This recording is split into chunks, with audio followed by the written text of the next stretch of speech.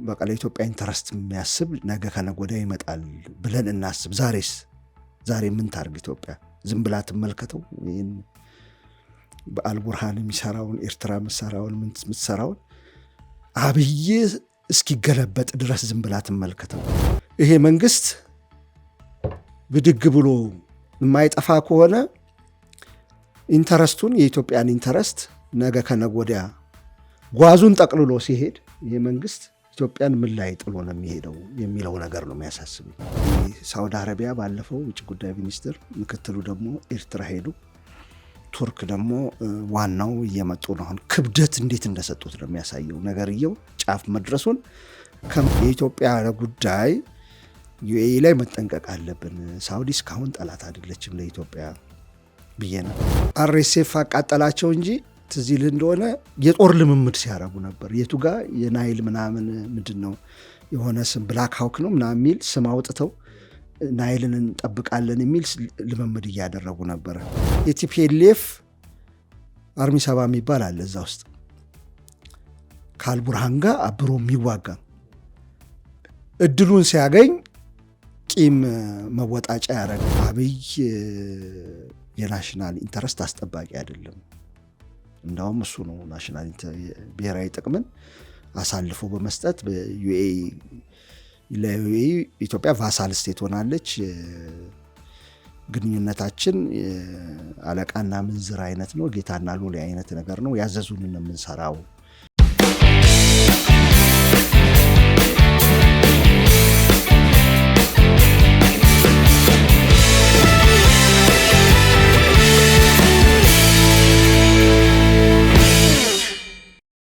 አክብሮታዊ ሰላምታችን በያላችሁበት የዓለም ዳርቻ ድረሳችሁ የተወደዳችሁ የአንድ አፍታ ቤተሰቦች ከአንድ አፍታ ወደ እናንተ የሚደርሱ የአንድ አፍታ ትንታኔ ዝግጅታችን ተጀምሯል። ከአማረ መኮንን ጋር ወቅታዊ ጉዳዮች ላይ ትኩረት እናደርጋለን። አብራችሁን ቆዩ። ማሚኮ እንኳን ደህና መጣ።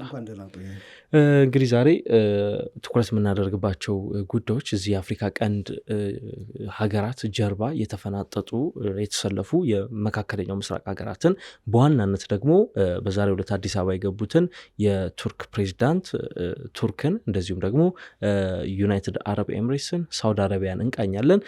ከኢትዮ ኤርትራ ጀርባ የተሰለፉ ሀገራት እንደሆኑ ነው መረጃዎች እየወጡ ያሉት። ሁለቱ ሀገራት እንግዲህ ኢትዮጵያና ኤርትራ ወደ ጦርነት ለመግባት ከጫፍ የደረሱበት ጊዜ ነው። የኤርትራ ጦር ተጨማሪ የኢትዮጵያ ቦታዎችን ከሰሞኑ መቆጣጠሩን እንግዲህ ክሪቲካል ትሪት የተሰኘ ተቋም የኤርትራ ወታደሮችን እንቅስቃሴ በተመለከተ አዲስ ባወጣው ሪፖርቱ ይፋ አድርጓል። የኢትዮጵያ መከላከያ ሰራዊቱም ከተለያዩ አካባቢዎች እየወጣ ወደ ኤርትራ ድንበር አዋሳኝ ስፍራዎች እየተንቀሳቀሰ ይገኛል። ይህን ተከትሎ ጦርነቱ አይቀሬ ነው የሚለው ድምፅ እጅጉን እየጎላ መጥቷል። እሱን ጉዳይ አይደለም የምናነሳው። ከነዚህ ሁለቱ ሀገራት ጀርባ ያሉ ሀገራትን ነው የምንቃኘው። በዋናነት ደግሞ ቱርክን፣ ሳውዲ አረቢያ እንደዚሁም ደግሞ አረብ ኤምሬትስ። ትዊተር ላይ ከሰሞኑ አንተም ሲሰራጭ የተመለከትከው ይመስለኛል። የዩናይትድ አረብ ኤምሬትስ ገዢ መሐመድ ቢን ዛይድ አልናህያ ህይወታቸው እንዳለፈ እንደተመረዙ የሚገልጹ መረጃዎች እየተሰራጩ ነው። ኦፊሻሊ ምንም የተባለ ነገር ባይኖርም ግን በርካታ በተለይ የቱርክ ሚዲያዎች ሳይመረዙ እንዳልቀረ የኤርዶጋን ጋር ያደረጉት የነበረው ጉዞም የተሰረዘው በዚህ ምክንያት እንደሆነ እየተናገሩ ይገኛሉ። ከቅርብ ጊዜያት ወዲህ ሳውዲና ዩኤኢ የገቡበት ውጥረት አለ ከዚህ ከየመን ከሶማሊያ ጋር ተያይዞ ያን ተከትሎ እንግዲህ የሞቀ እና የጋለ ፍጥጫ ውስጥ ይገኛሉ። እነዚህ ሀገራት ደግሞ ከኢትዮ ኤርትራ ጀርባ መሰለፋቸው የሁለቱ የኢትዮ ኤርትራን ጦርነት አይቀሬነት ጨምሮታል የሚሉ አሉ። የሁለቱን ሀገራት ውጥረት እስቲ እንዴት አየው? እንግዲህ የዩኤኢ ቢን ዛይድ መጀመሪያ የቱርኩ ፕሬዚዳንት ኤርዶሃን ስልክ ደውለው ወደዛ ነበር ሊሄዱ ያሰቡት። አሁን ወደ ኢትዮጵያ እየመጡ ነው ተብሏል። ሲያናግሯቸው መታመማቸውን ገልጸው ፖስትፖን እንዳደረጉ ተናግረዋል። እንዳስተላለፉ ወደ ቱርክ ወደ ዩኤኢ የሚያደርጉትን ጉዞ ተመርዘዋል አልተመረዙም ወይ ናቹራሊ ስትሮክ የሚለዋሉ አንዳንዶቹ የአንጎል ደም መፍሰስ የሚለዋሉ ብዙ አይነት ነው።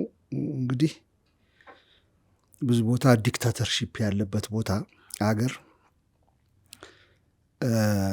ወይ አንድ ሰው ሙሉውን የሚቆጣጠር ወይ ደግሞ ኦቶሪቴሪያን የሆነ ልንለው እንችላለን። በሌላ መልኩ ደግሞ ያለበት አገር በአንድ የቆመ ሀገር ነገስታት በተለይ በነገስታት ዘመን ያለ የሚመስል ግልጽነት ትራንስፓረንሲ የሚባል ኢንፎርሜሽን የማግኘት በጣም አስቸጋሪ ነው።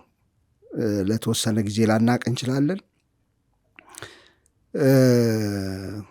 ራሳቸው በኤክስ ገጽ ላይ አለሁ ብለዋል። ግን ይሁን አይሆንም አናቅም። ግልጽነት ስለሌለ ነው እንደነዚህ አይነት ሀገራት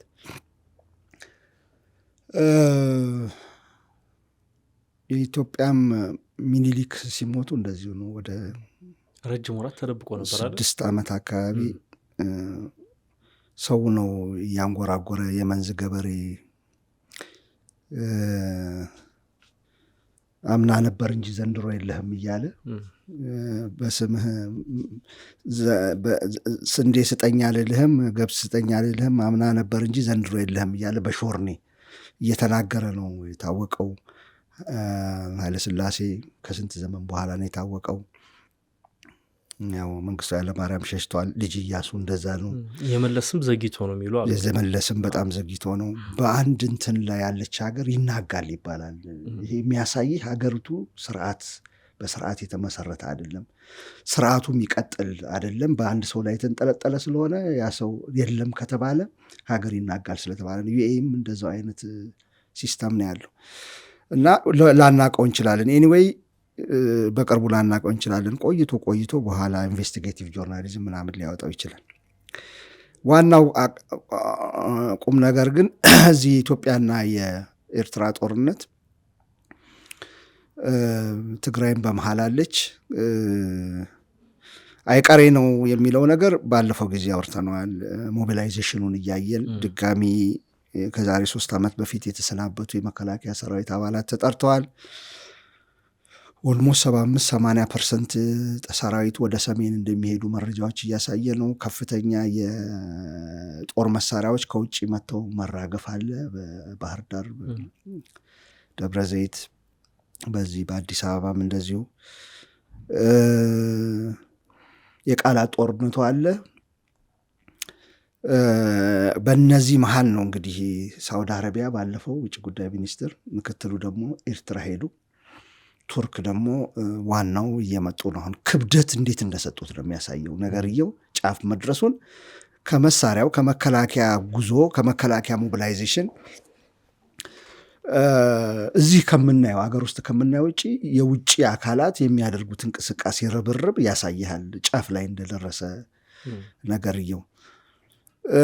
ዩኤኢ እና ሳውዲ አረቢያ ብዙ ጊዜ አንስተናቸዋል። ቱርክን ነው ብዙ ያላነሳናት። በተቃራኒ ቆመዋል።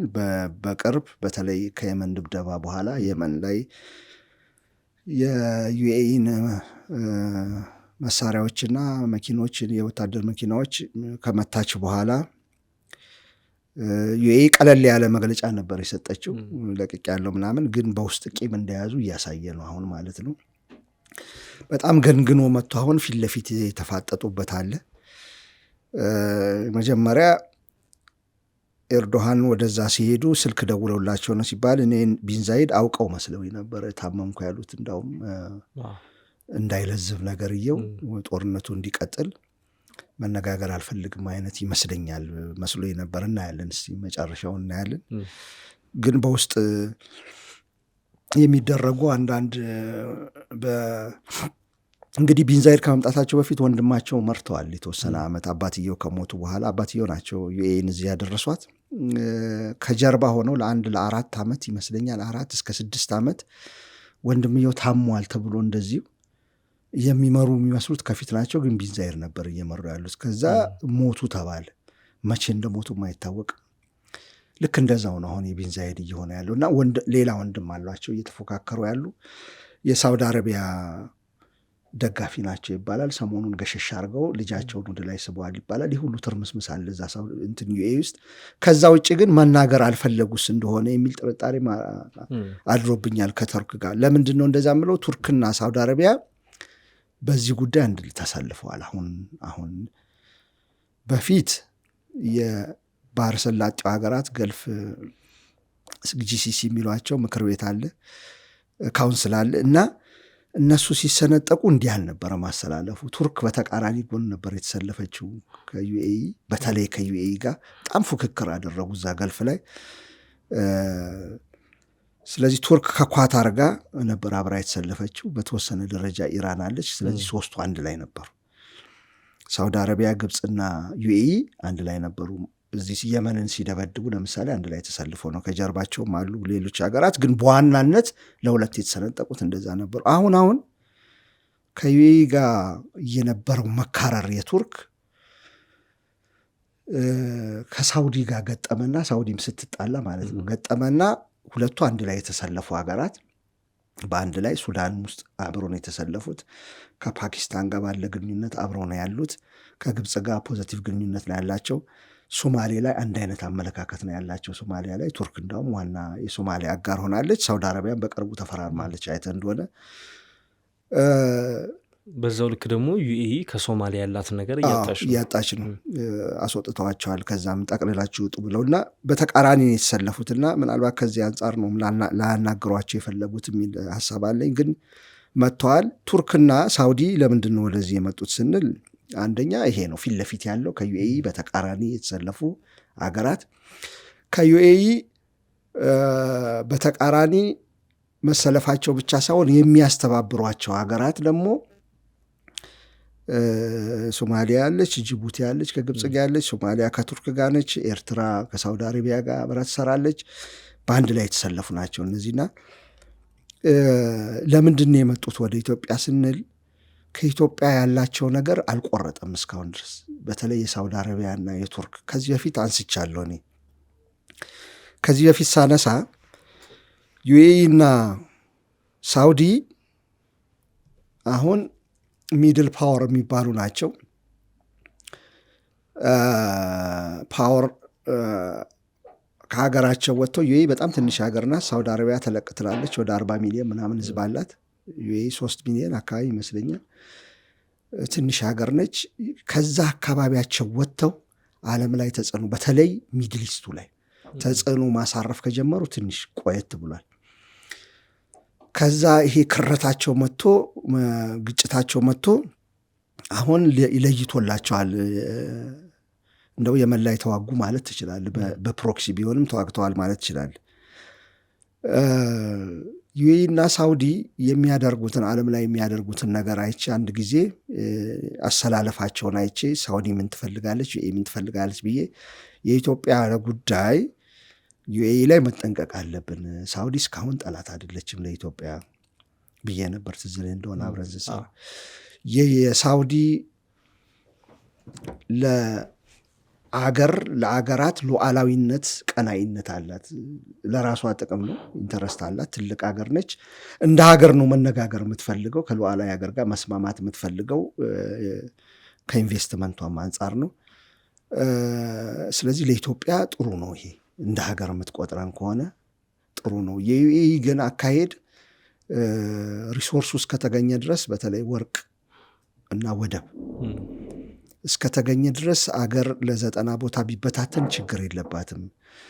ከሀገሪቱ ጋር መነጋገር ካቃታት ሬብሎችን ትደግፋለች ብያለሁ። ተቃዋሚ ኃይሎችን ትደግፋለች። እንትን ሰርተው ኢንክሌቭ ሰርተው ቢወጡ እንደ የመን እንደ ሊቢያ ችግር የለባትም። የመን ለሁለት ብትሆን፣ ሊቢያ ኢስትና ዌስት ብትሆን፣ የመን ኖርዝና ሳውዝ ቢሆን፣ አሁን ደግሞ ሱዳን ላይ እንደምናየው ኢስትና ዌስት ቢሆን ችግር የለባትም። አዝሎንጋስ በአርኤስኤፍ በኩል በሐሚቲ በኩል የዳርፉርን ወርቅ ቦታዎች ካገኘች፣ በሀፍታር በኩል ያንን መተላለፊያ ቦታ ካገኘች፣ ኩፉር የሚባለውን ወደ አርኤስኤፍ መሳሪያ የሚዘዋወርበት ባለፈው ግብፅ መታቸው ያለውን እስካገኘች ድረስ ችግር የለባትም። በርበራ ላይ ወደብ እስካገኘች ድረስ የእንትና አይደለም ጉዳዩ፣ የሶማሌላንድ ጉዳይ ሳይሆን እዛ ቦታ ላይ ሪሶርስ ማግኘቷ ነው። ስለ ሶማሌ ችግር የለባትም። ሳውዲ ከዚህ በተቃራኒ ነች። ቱርክም እንዲህ አይነት አካሄድ አላት። እንደ ሳውዲ አይነት አካሄድ አላት። እንትኖችን ነው የምትደግፈው። እንትን ላይ እኮ አብራ ነበረች፣ በተቃራኒ ተዋግታለች። የመን እንትን ሊቢያ ላይ በተቃራኒ የተሰለፈች፣ እንዳይሰነጠቅ ነበረ ሊቢያ የምትፈልገው ለሁለት ማለት ነው። ለምንድን ነው ካል ለራሳቸው ኢንተረስት ነው ብለን ማውራት እንችላለን። ግን ለኢትዮጵያ ምን ይዟል ይሄ ካል ቱርክና ሳውዲ አረቢያ ይህን ሀሳብ ካላቸው ለኢትዮጵያ ዋይኖት ጥሩ አይደለም ወይ አመለካከት በሚል ነው ያወራነው። እንትና ለስለ ሳውዲ አረቢያ ነው ያወራሁት። አሁን ቱርክም እንደዛው አይነት አመለካከት ስላላት የመጡት አሁን ሁለቱም በእኔ እምነት አልተነገረንም። ከሳውዲ ጋር የተደረገው ውይይት ከቱርክ ጋርም ላይነገረን ይችላል ኦፊሻሊ። ግን እኔ እንደማስበው ከሆነ ከዩኤኢ ጋር ትስሪ ነው የሚሉት ሲጀመር። ቀጥሎ ከሰራች ኢትዮጵያ የሚመጣውን ጣጣ ሊናገር ወይ ተቃራኒ ቡድን እንደግፋለን ሊሉ ይችላሉ። ኤርትራ ሊሆን ይችላል፣ እዚህ ሀገር ውስጥ ያሉ ተቃዋሚዎችም ሊሆን ይችላል። በዛ በኩል ኦልሬዲ አልቡርሃንን እየደገፉ ነው። ኦፊሻል ባይሆንም በሚስጥር እየደገፉ ነው። ስለዚህ እዚህም ሀገር ውስጥም ወይም ደግሞ ጎረቤት ሀገር ኤርትራ ላይ ወይ ሶማሌ፣ በዚህ በኩል ሶማሊያ ላይ ሁለቱም ስቴክ ስላላቸው ቱርክ በተለይ ሀብት ሁሉ እያፈራች ነው። እዛ ማሪን እንትን ተሰጥቷት ማለት ነው የባህር ሪሶርስ ሀብት እያለማች ነው እንትን ላይ። ከዛ ደግሞ ወደ ስፔስ ወደ የሚለቀቅ እንትን እየገነባች ነው እዛ ሶማሊያ ላይ እና በጣም ብዙ ስቴክ ነው ያላት ቱርክና በሶማሊያ በኩል ሌቨሬጅ ልታረግ ትችላለች፣ ልታስፈራራ ኢትዮጵያን። መጀመሪያ ከዩኤኢ ጋር እንትን በል ነው፣ ካልበለዚያ ከዩኤኢ ጋር ከተሰለፍሽ እንደዚህ እናረጋለን ሊሉ ይችላሉ። አሁን የኢትዮጵያ መንግስት ውስጥ የሚመጡት ለዚህ ነው ብዬ ለማስበው። የኢትዮጵያ መንግስትስ ምንድን ነው ሊደራደር የሚችለው? ለምንድን ነው ከዩኤኢ ጋር መሰለፍ ያለበት ወይም ከዩኤኢ ጋር የተሰለፈው ለምንድን ነው የሚለውንም ጥያቄ መመለስ አለባቸው። ማናማ ሳውዲ አረቢያና ቱርክ። የኢትዮጵያ መንግስት ለምንድን ነው እንደዚህ የሚያደርገው ከተባለ እኔ የራሴ ሀሳቦች አሉኝ። አንደኛ አልቡርሃን ታስታውስ እንደሆነ ሐምዶክን ለሁለት ሆነው ሐሚቲና ከጣሉ በኋላ እዚህ ገዳሪፍ ላይ መጥቶ ሲፎክር የነበረ ሰው ነው። ትዝ ይልህ እንደሆነ የድሮን የሱዳንን ድንበር እናስመልሳለን ወይም በቀላሉ የኢትዮጵያ መንግስት ያ ቦታ ለቆ ወደ ትግራይ የመከላከያ ዘመቻ ሲያደርግ ቦታውን የኢትዮጵያን ድንበር ዘልቆ ይሄ የአማራ ገበሬ የሚያርሰውን ድንበር ዘልቆ ገብቶ የያዘው የአልቡርሃን ጦር ነው። አንድ በላይ ሲምፕሊ አሰላለፉን እንድታይ ነው። ሁለተኛ አልቡርሃን የግብፅ በጣም ወዳጅ ነው። ግብፅ የምትለውን ነገር ሁሉ ይፈጽማል፣ ትረዳዋለችም እንትን። ስለዚህ ሌላ ደግሞ አልቡርሃን የሚደግፋቸው የኢትዮጵያ ታጣቂዎች አሉ። እሱን እመጣበታለሁ። እዛው ልጨርስ ብዬ ነው። ከግብፅ አርኤስኤፍ አቃጠላቸው እንጂ ትዝ ይልህ እንደሆነ የጦር ልምምድ ሲያደርጉ ነበር። የቱ ጋር የናይል ምናምን ምንድን ነው የሆነ ስም ብላክ ሃውክ ነው ምናምን የሚል ስም አውጥተው ናይልን እንጠብቃለን የሚል ልምምድ እያደረጉ ነበረ። ያን ጊዜ እንትንም አብሮ ነበረ። ግን አርኤስኤፍ እንደዚህ ተጣልተው ግልጽ አልወጣለትም ነበር። ወይም በቀጥታ ለተመልካቾቻችን ምንድን ነው ለማለት እየሞከርኩ ያለሁት እንትን ላይ ከተቃጣ ህዳሴ ግድብ ላይ ከተቃጣ ከግብፅ ጋር ሊተባበር የሚችል ነው። አልቡርሃን በግልጽ አሳይቷል፣ እያንዣበበ አሳይቷል በላዩ ላይ። ከዛ በኋላ ደግሞ ግብፅ ያላትን ፖሊሲ ይደግፋል፣ ገርድ ላይ ያላትን ፖሊሲ ማለት ነው። ስለዚህ ከኢትዮጵያ በተቃራኒ ነው የቆሙ። ሁለት ሶስተኛ ኤርትራ ካሁን ተቃርኖ ነው ያለችው ከኢትዮጵያ ጋር። ኤርትራ ውስጥ ጦር ያሰለጥናል አልቡርሃን፣ ወይም ኤርትራ አሰልጥና ወደ አልቡርሃን ታስገባለች። እንዳውም አርኤስኤፍ የአልቡርሃንን እንትኖች አውሮፕላኖች፣ የጦር አውሮፕላኖች እንዳይመታ አርኤስኤፍ እንዳይመታ ሲፈልግ ወዴት ነው ያሸሻቸው? ወደ ምጽዋ ነው ያሸሸው። ወደ ኤርትራ ድንበር ውስጥ ነው ያስገባቸው። ስለዚህ እየተባበሩ ነው። አንድ ከዛ ቀጥሎ የቲፒኤልኤፍ አርሚ ሰባ የሚባል አለ እዛ ውስጥ ከአልቡርሃን ጋር አብሮ የሚዋጋ እድሉን ሲያገኝ ቂም መወጣጫ ያደረገ። በተለይ ካርቱም የተቆጣጠሩ ጊዜም እንደተፈጠረ እናውቃለን። እድሉን ሲያገኝ በኢትዮጵያ በኩል ዘልቆ ለመግባት የሚፈልግ ከመከላከያ ጋር የሚዋጋ። ይሄ በሙሉ ኤርትራ የምታሰለጥነው ሰራዊት ቲፒኤልኤፍ ለቲፒኤልኤፍ የወገነ ለአልቡርሃን የሚዋጋ ሰራዊት ከቲፒኤልኤፍ ጋር ቅርብ ናቸው። ገና ሳይጀመር ጦርነቱ ነው ከአልቡርሃን ጋር በነገራችን ላይ መተባበር የጀመሩት። ከዛ በኋላ ራሱ የሚይዘት ነው ኢትዮጵያን እመታለሁ እያለ ድንበሩን አስመልሳለሁ እያለ ከዛ በላይ ከግብፅ ጋር የሚያብር ነው። ስለዚህ ዋትስ አወር ቾይስ ማለት የኢትዮጵያ መንግስት ምንድን ነው ማድረግ ያለበት? አሁን ሰሞኑን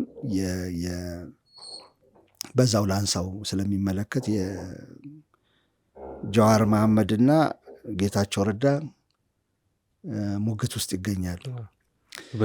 በዚህ ጉዳይ ላይ የናሽናል ኢንተረስት ጉዳይ ነው በሚል እንዲሁ ዝም ብሎ ለአካዳሚክ ፐርፐዝ ምናምን የሚጽፉበት ካሉ ይጻፉበት። ግን እኔ በግሌ ስጠይቅ የነበረው ከሁለቱም እንትን ብዬ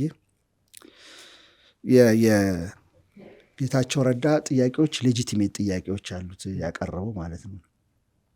እኔ እዚህ ከኔ እናንተ ጋር ስናወራ ኢትዮጵያ እጇን አጣጥፋ መቀመጥ አለባት ወይ የሚለውን ጥያቄ ነው ያቀረበው እዛ። ከዛ መልሱ ምንድን ነው?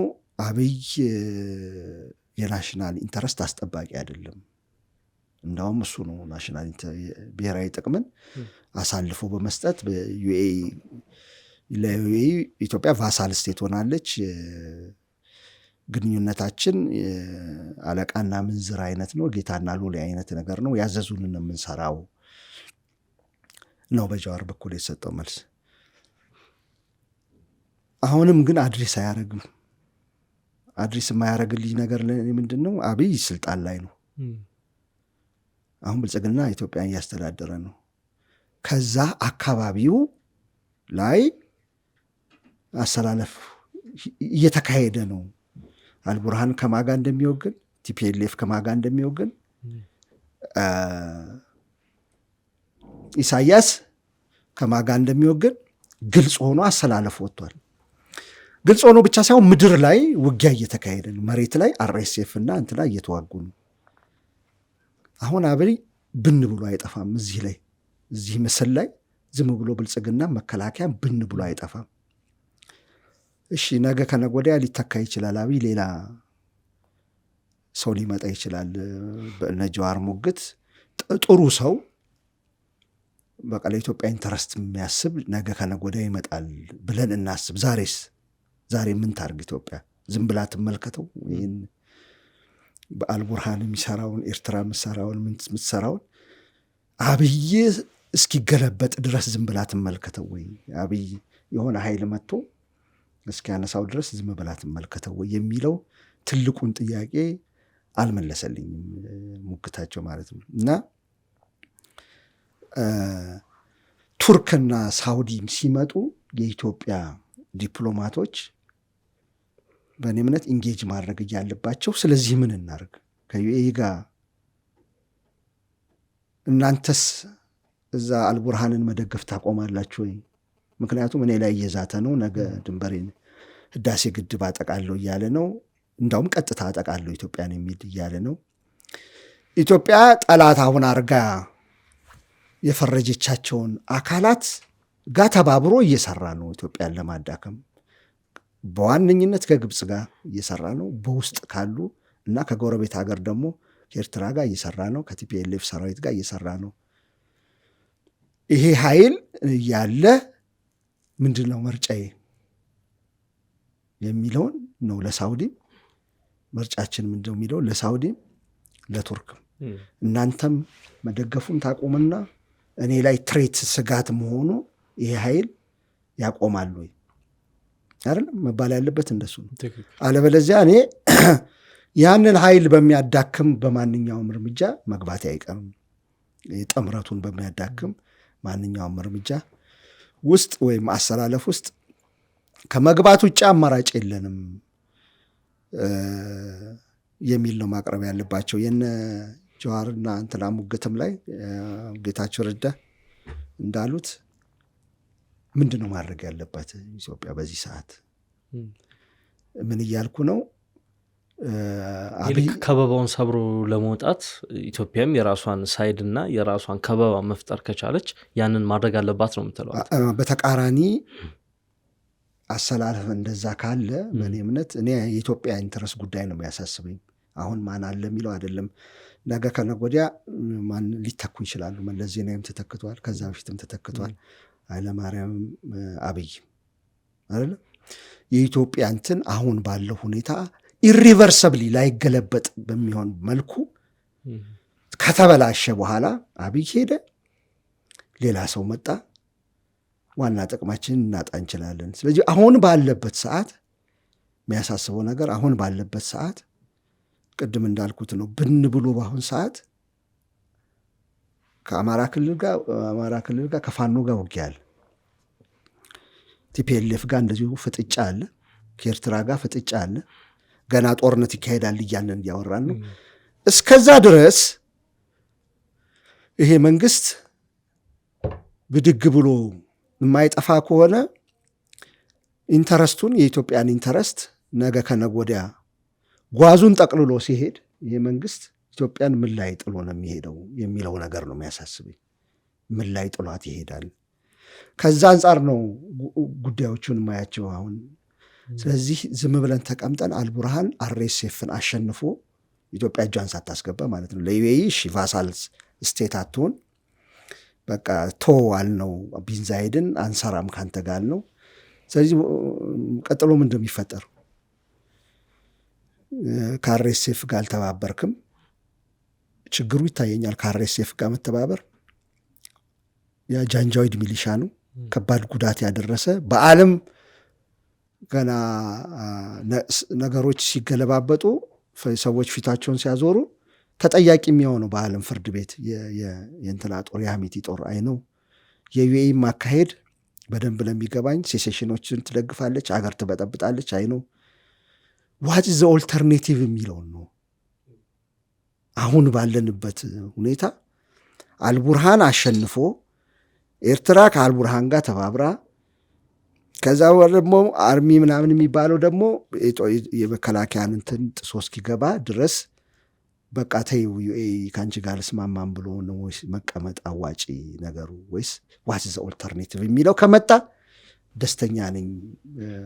በዚህ መልኩ ዩኤኢን አስወግዶ ይህን ነገር መከላከል ይቻላል የሚል ይዞ የሚመጣ ሶሉሽን የሚመጣ ያንን ያጣሁት አሁን ክርክሩ ላይ ያልኩ ያንን ያጣሁት እንጂ አብይ እንትን ሰርቷል። ሬውተርስ እንደዘገበው እዚህ ያሰለጠነ ነው። አደጋው ይታየኛል፣ ለሀገር ውስጥ ያለው አደጋ ይታየኛል። ከዩኤኢ ጋር መተባበር ያለው አደጋ ይታየኛል፣ ከአርኤስኤፍ ጋር ይታየኛል። እና ምን ይሁን ለሚለው ጥያቄ ግን መልስ ያስፈልጋል። በዚህ ዙሪያ እንደዚህ አሰላለፉ ጠንካራ ሀገራት አሰላለፍ እያደረጉ እያለ ሳውዲ ዩኤኢን ትጣልልኝ፣ እሺ ከጣለች ጥሩ ነው፣ እስከዛ እንጠብቅ ከሆነ አልቡርሃን እንትናን እስኪያሸንፍ እንጠብቅ። ማን ነው አርኤስኤፍን፣ አማራጭ እሱ ነው። ኤርትራ ተጠናክሮ ምናምን እስኪመጣ እንጠብቅ። አብይ እስካለ ድረስ ምንም አንስራ። አብይ ቀሽም ነው ምናምን የኢንተረስት የሀገሪትን ኢንተረስት የሚያስጠብቅ አይደለም እያን እዛ ያ ሁሉ ካስኬድ አድርጎ እስኪመጣ አደጋው እስኪመጣ ዝም ብለን እንጠብቅ የሚል ኦልተርኔቲቭ ነው ማይዋጥልኝ። አሁን አብይ ብን ብሎ ስለማይጠፋ ማለት ነው ስቲል ከረንት ሊደር ነው። እና ከዚህ ያለ አማራጭ ሲመጣ ጥሩ። የኢትዮጵያ መንግስትም ከቱርክና ዩኤኢ አሁን ከሚመጡት ቀጥሎም ሊመጡ ይችላሉ። የአሜሪካም የእንግሊዝም እንትን ጦርነቱን ለማስቆም ሲመጡ ዲፕሎማቶች ማናገር የሚቻለው በሌላ በኩል ድብ የሚመታብኝ በሌላ በኩል የሚታጠቅብኝን እንዴት ነው ማቆመው የሚለውን አሁን ዞረን ወደ ታች ዞረን ይሄ እኮ ከቲፒኤልኤፍ ስለተጣላ ነው፣ ይሄ ከኤርትራ ጋር አብሮ ስለተጣላ ነው ምናምን የሚለውን ብዙ ስለወቀጥ ነው እዛ ውስጥ መግባት አልፈልግም። አሁን ከረንት ስቴት ኦፍ አፌ አሁን ያለው አሁን ቁጭ ብሎ ያለውን ክሊር ኤንድ ፕሬዘንት ዴንጀር ይባላል በመለስ ዜናዊ ቋንቋ። ፊት ለፊት የተጋረጠን አደጋ በምን መልኩ ነው መውጣት የሚቻለው የሚለው ኦልተርኔቲቭ ስጡን ብለው ነው መጠየቅ ያለባቸው። እናንተ እስቲ ምን ትላላችሁ? ሳውዲ ተርኪ ምን ትያለሽ? ከዩኤኢ ጋር እንትን ካልሰራው ከማጋለ እናንተ ሳትሰሩም ወይ እንትን ጋር የአደጋ አይደለም ወይ ለኔ ለኢትዮጵያ ሰርቫይቫልም ለህዳሴ ግድቡም ለምኑም አደጋ አይደለም ወይ የሚለውን መነጋገር እሱን ሲመጣ ሊዋጥልኝ ይችላል ያስተሳሰብ ማለት ነው። አው ከዚህ ቀደም ስለዚህ ስለንተኑ ያወራ ነበር። ስለዚህ ስለ ከበባው ግብጽ በሶማሊያ በኩል ሐሰን ሼክ ከግብጽ ጋር ያጠናከሩት ያለው ግንኙነት ጅቡቲ ላይ እየተደረገ ያለው ነገር ኤርትራ በኩል በሱዳን በኩል ያለው ነገር እያነሳን የኢትዮጵያ መንግስት የራሱን የኃይል አሰላለፍ ቢመርጥ አንተ የዘረዘርካቸው ምክንያቶች እንዳሉ የሚጠቅሱ አሉ። ነገር ግን ይሄ ለአርኤስኤፍ ተሰጥቷል የተባለው የጦር ቤዝ በኢትዮጵያ ምድር ላይ ግን እሱ ደግሞ ምን ያህል ስጋት እንደሆነ በተደጋጋሚ የሚነሳ ጉዳይ ነው። ኤርዶዋን ዛሬ አዲስ አበባ ገብተዋል። ምናልባት ውይይታችንን ለመዝጋት አንድ ጥያቄ ላንሳለ ምናልባት ባጭር እንድትመልስልኝ። ቅድም ስለ ዩኤኢ ጉዳይ እያነሳ ነበርና በበርካታ ሀገራት አማጺዎችን ነው የምትደግፈው እንደነ ሳውዲ ወይም እንደነ ተርኪ እንትኖችን አይደለም መንግስቱን አይደለም የምትደግፈው አማጺዎችን ነው። በኢትዮጵያ በኩል ደግሞ ስንመጣ በተለይ ጠቅላይ ሚኒስትር አብይ አህመድ ወደ ስልጣን ከመጡ በኋላ ስትደግፍ የምናያት አማጺዎችን ስትደግፍ አናያትም። ነገር ግን መንግስትን ስትደግፍ ነው የምናያት። ይሄ ለምን ሆነ የሚልና ምናልባትም አንዳንድ አማጺዎች ለምሳሌ ቲፒኤልኤፍ በትግራይ ክልል ያለውን የወርቅ ማዕድን እንዳሻው እየተጠቀመበት እንደሆነ ይታወቃል። በሌላም አካባቢዎች አሉ የማዕድን ስፍራዎች አሉ። እነዛ የማዕድን ስፍራዎችና ሌሎችም ወሳኝ ስፍራዎች በአማጺዎች እጅ የሚወድቁ ከሆነ ዩኤኢ ወደዚህ የምትከረበትበት እድል አለ። ከዚህ በፊት መጀመሪያ አካባቢ ይሄ ነገር የመጣው ምንድን ነው? የአረብ አብዮት ሲመጣ እነዚህ ሁለት ሀገራት ሰጉ። ሳውዲ አረቢያና አንድ አይነት ስለሆኑ ያው ሞናርኪ ናቸው። ለራሳቸው አጥለቀለቀው። ቱኒዚያ ጀምሮ እንዳለ ሲያጥለቀለቀው ሰጉ። ይህንን የአረብ አብዮት የሚያቀጣጥሉ የኢስላሚክ ፖለቲካል ኢስላሚዝም የሚያራምዱ ናቸው ብለው ነው የሚያምኑት። ሙስሊም ብራዘርሁድ የሚባለው ኢስላሚስት ቡድን ነው ብሎ ነው የሚያምኑት። ከሱ ጋር እሱ እኛም ላይ ስጋት ከመፍጠሩ በፊት በእንጭጩ በሀገር ውስጥ በእንጭጩ ንቅጨው ብለው እርምጃ ወሰዱ። ከዛ ደግሞ ሌሎች ሀገራትም ወይቡኛን ሳይጠርገን በፊት ሄደን እዛው መከላከል አለብን አሉ። ዩኤኢ መጀመሪያ በዚህ መልክ ነው ሄደችው። ከዛ ግብፅ ሄደችና የሙስሊም ብራዘርሁድ ተወገደ፣ አልሲሲ መጣ። ይህን ጊዜ አሁን ስቴትን ነው እየደገፈች የነበረችው። ከትንሽ ጊዜ በኋላ ግን መቀየር ጀመረች። የስቴት ምናምን የሪሶርስ ጉዳይ ሆነ ጥያቄያቸው። ካነሳሷ የሪሶርስ ጉዳይ አልነበረ። መጀመሪያ እንትን ነበረ፣ ፍርሃት ነው። ፖለቲካ መጥቶ ይጠርገኛል የሚል ፍርሃት ነበር። የአረብ አብዮት ማለት ነው። ሁለቱም የፈሩት እሱን ነው። ሳውዲም እንትናም የፈሩት። በነገራችን ላይ ለተመልካዮቻችን ለመግለጽ ሳውዲ ግብፅም አልቡርሃንን ሚዛን ላይ አድርገው ነው እንጂ የሚደግፉት ሙሉ ለሙሉ አይደግፉትም። ሚዛን ላይ ማለቴ አልቡርሃን ውስጥ እነዚሁ የሙስሊም ብራዘሮች ሰዎች አሉ፣ ከአልበሽር የተረፉ እዛው አሉ። ግብፅ ይሄ ያስፈራታል። ምክንያቱም እሱን ገልብጣ ነው አገሪቱ ውስጥ አልሲሲ የመጣው። ያንን ቡድን ገልብጠው ነው። ያ ቡድን ሱዳን ውስጥ አለ። ሳውዲ አረቢያ እንትና ይፈሩታል ያን ቡድን። ግን ሳውዲም ድጋፏን ማሳየት እኮ የጀመረችው ትንሽ አሁን ነው። ስጋት ስላላቸው ነው። ሚዛን ላይ ሰርተው ነው ብንደግፈው ያንን መጥረግ እንችላለን በኋላ ብለው አስበው ነው እንጂ ስጋት አላቸው። አንድ ነበር አሰላለፋቸው። ከዛ ዩኤኢ ያንን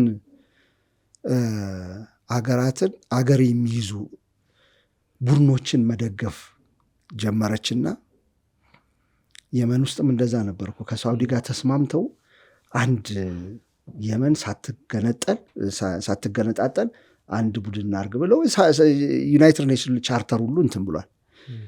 ባለፈው ጊዜ ያወራንበት ማለት ነው። አንድ ኮአሊሽን መንግስት ለመስራት አስበው ነበር። በኋላ ኢንተረስቱ ከሶስት ወንድማማቾች የማን እንደሆነ አላቅም። ከቢንዛይድ 3 አሉ። ምናልባት የቢንዛይድ ሊሆን ይችላል ብዬ አስባለሁ። በአብዛኛው ምንድን የመጣው ወደ ሪሶርስ ላይ ማተኮር ተጀመረ። ሀገራት ሉዓላዊነት ያላቸው ሀገራት እምቢ የሚሉኝ ከሆነ ያኔ ሪሶርስ ጉዳይ የሚሉኝ ከሆነ ነን ስቴት አክተርስን ብደግፍ፣ በአብዛኛው ነን ስቴት አክተርስ ነው የምትደግፈው። አሁን ብደግፍ አዝሎንጋዝ እንትኑን እስከያዙት ድረስ ያን ሪሶርስ ያለበትን ቦታ እስከያዙት ድረስ በቀላሉ ምን ማድረግ ይችላሉ? ዲል ማድረግ ይችላሉ። በሀገር ቢሮክራሲ፣ በኢትዮጵያ ቢሮክራሲ ከመምጣት ከቲፒኤልኤፍ ጋር ቀጥታ መነጋገር ይችላል እንደማለት ነው። እሱን ከዛ ጎልዱን መውሰድ ይችላሉ የሚል አስተሳሰብ እየጨመረ መጣና ስቴት አክተርስን ወይም አገር ሉዓላዊ የሆኑ መንግስታትን ማቋቋም ሲያቀታት ፕላን ቢ እያደረገች መምጣት ጀመረች። ማለት ስቴቱ ተቆርሶም ቢሆን ወደቡን ይስጠኝ፣ የመን ውስጥ ኤደን ባህር ኤደን ከእንትኗ ጥግ ላይ ያለችውን ጀምሮ ቀይ ባህር እስክትገባ ድረስ አላት እዛ ወደብ። ከማን የወሰደችው? ከደቡቡ ክፍል ተነጋግረ ማለት ነው። ሙሉ የመን አይደለም። ሱዳን ላይ ዳርፉር ላይ ያላት ትልልቅ የወርቅ እንትኖች ከማጋ ነው? ከሀሚቲ ጋር በመነጋገር ነው። እንደ ትልቅ ሱዳን ምን አጨናነቀኝ ነው፣ ሪሶርሱን እስካገኘው ድረስ ከትንሹም በወስድ ችግር የለውም የሚል አስተሳሰብ አመጡ። አሁን ወደ ኢትዮጵያ የጠየቀኝ ጥያቄ ላይ ስንመጣ ቀዳሚ እንትናቸው ስቴቱን የያዘ ቢሆን ችግር የለባቸው። ግብፅ ላይ እንዳሳዩት ማለት ነው፣ ሊቢያ ላይ እንደሞከሩት፣ የመን ላይ እንደሞከሩት ስቴቱ ያ ስቴት ከነሱ ኢንተረስት ጋር እስከገጠመ ድረስ ችግር የለባቸው። ይሄ ስቴት ግን መነጫነጭ ሲጀምር ጥቅም እኔ ሉዓላዊነቴን አስከብሬ መሳ ለመሳ ነው መጠቃቀም፣ እናንተም ኢንተረስት የኛም ኢንተረስት ነው እኩል መራመድ ያለበት የሚል ቆፍጠን ያለ አቋም በያዘ ጊዜ መገልበጡ አይቀርም። ከዚህ በፊትም ብያለሁ ይህንን ነገር ተገልብጦ ሬብሎችን ሪሶርስ ያለባቸውን ቦታዎች የያዙ ሬብሎችን መደገፍ ትጀምራለች።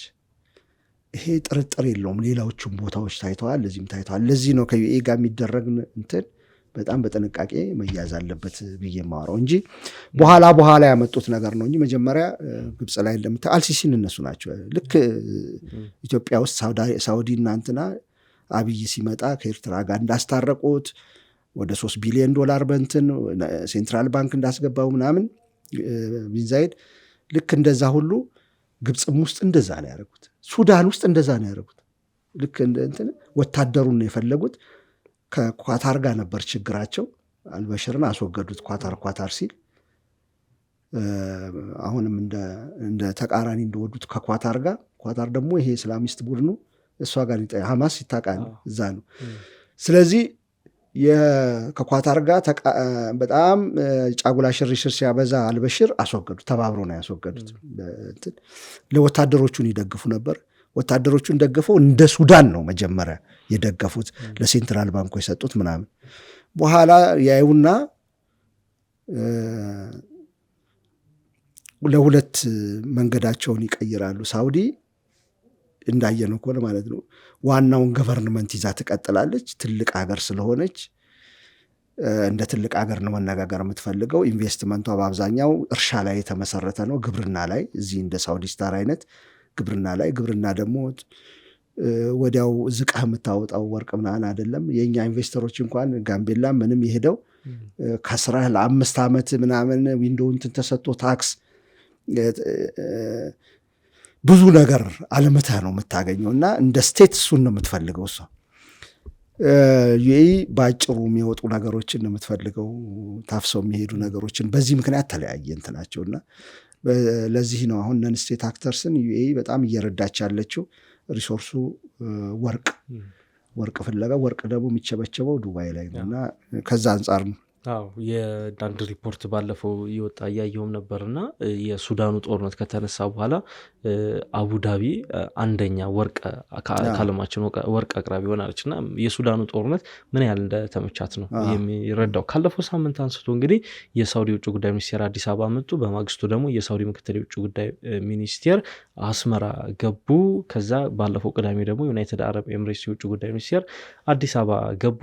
ዛሬ ደግሞ የቱርክ ፕሬዚዳንት ረሲፕ ጣይብ ኤርዶጋን አዲስ አበባ ገብተዋል። እንግዲህ ይሄ እንደዚህ አይነት ጉዞዎች ሲደረጉ እንግዲህ ሌላው በምዕራባውያን ሀገራት ዲፕሎማቶችና የውጭ ጉዳይ ሚኒስቴሮች ያደረጓቸውን ጉብኝቶች ትተን ነው ይህን የመካከለኛው ምስራቅ ሀገራት እያደረጉት ያለውን ጉዞ የተመለከት ነው። ይህንን ስናይ እንግዲህ በቀጠናው ያለው ውጥረት በሱዳን በኩል በኢትዮ ኤርትራ በኩል በሶማሊያ ያለው ነባራዊ ሁኔታ የሶማሌላንድ ጉዳይ ምን ያህል በቀጠናው ከባድ ውጥረትን እንደፈጠረ የሚያመላክት ነው። በሚገባ ነው ያብራራው። በተለይም ዩኤኢ በቀጠናው ምን እያደረገች ነው፣ አላማዋ ምንድን ነው፣ ቅዷ ምንድን ነው የሚለው ነገር በዝርዝር ነው የተመለከትነው። ተመልካቾቻችን በእርግጠኝነት ጥሩ ነገር እንደወሰዱ በእርግጠኝነት መናገር እንችላለን። ዛሬውን እዚህ ላይ እንቋጫለን። የተወደዳችሁ ተመልካቾቻችን እንግዲህ የዛሬው የትንታኔ ዝግጅታችን ይህን ይመስል ነበር። አብራችሁን ስለቆያችሁ እናመሰግናለን። መልካም ቆይታ